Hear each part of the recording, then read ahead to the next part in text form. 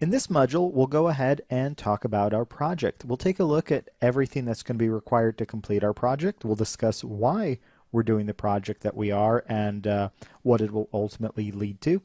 And we'll also discuss how we can prepare our footage and basically get ready for kind of the real meat of our workflow. So let's go ahead and get started with that. So we're here inside of Nuke X10. I want to emphasize that Nuke X is a requirement. This won't work in the regular version of Nuke, so X is required. Nuke Studio will work fine. But if you're working on an older version of Nuke, it's actually okay. A lot of what we're doing, while it might be a tiny bit different in Nuke 10, this pipeline still works, I believe, in Nuke X9 and Nuke X8. I believe it won't work in Nuke X7 as there was a different camera tracker at the time. So let's start by taking a look at our footage over here. Now this footage has been included with your project files. If we take a look, and I'll go ahead and start playing it here, it's basically a young man and he is rotating his head. He's looking from side to side, and this has been filmed expressly with the purpose of tracking his face.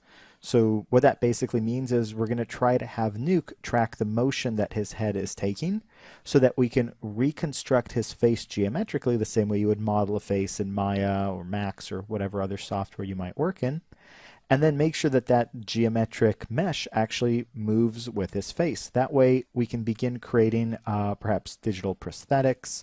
You can replace entire sections of the face, if not the entire face or head. This is a similar workflow. Of course, it's done differently in many other softwares, but that you would see done for effects such as Two-Face or in the Terminator, where you have part of the face missing and you can see the endoskeleton exposed underneath. So let's talk a bit about this footage specifically. So this is not shot on any fancy camera. This is actually shot on a relatively cheap camera, but it'll do what we need it to do. It's filmed at 1920 by 1080, which is important for many reasons, as we'll discuss during tracking, but higher resolution is going to help us a lot here.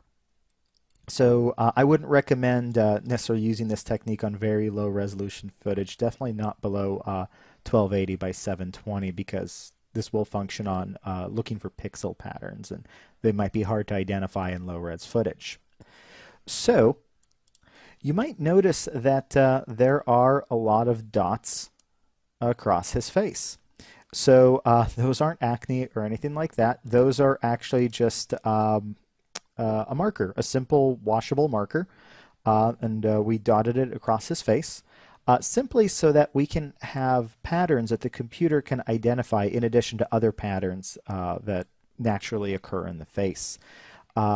These are referred to as tracking markers. They can be a variety of different things. They can literally be dots on the face. There are more elaborate tracking markers that'll have different shapes and designs on them. This course isn't specifically about just tracking. This is more about tracking the face, where we probably want to minimize our tracks just in case we want to preserve the face.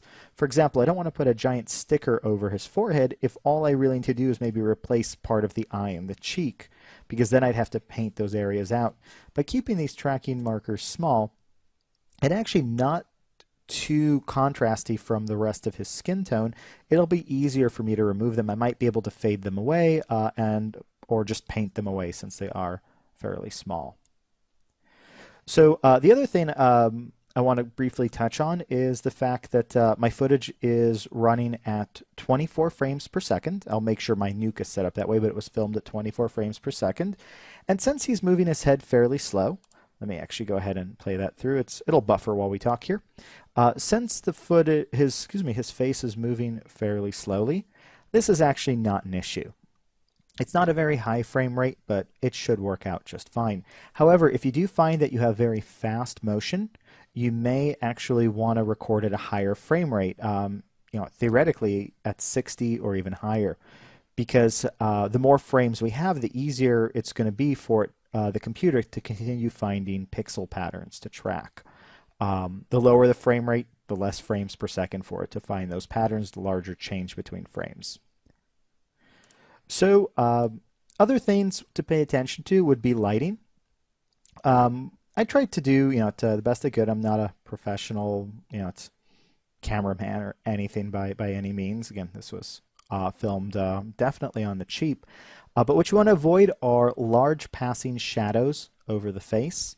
You could see that we have a little bit of change in the shadow as the light comes from up above. We can see across his neck, but that actually won't be that big of an issue because it's his face I'm looking to track. You also want to avoid anything that changes.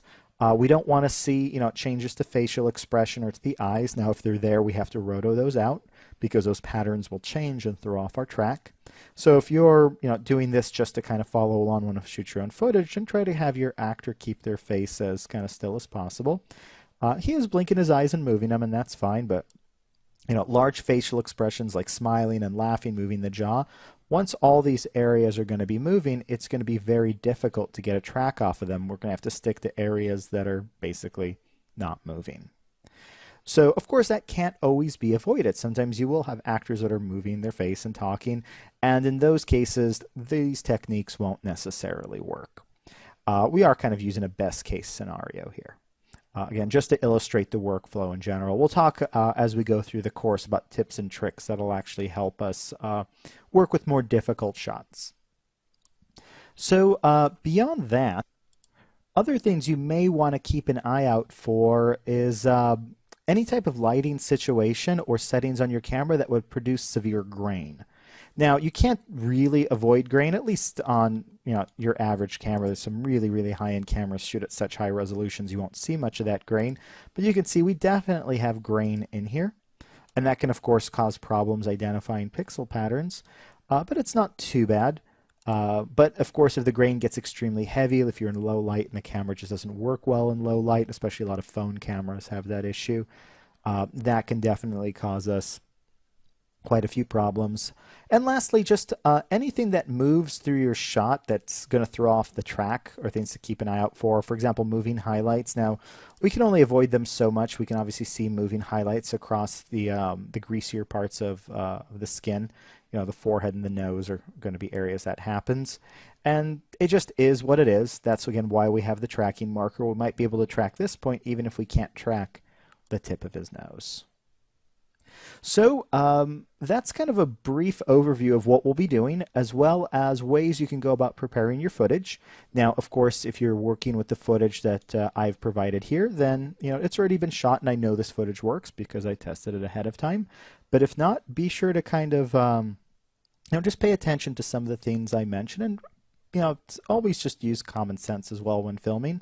And I hope that the footage that you film turns out well so that you can go ahead and follow along. And again, if not, feel free to use the footage that has been provided here.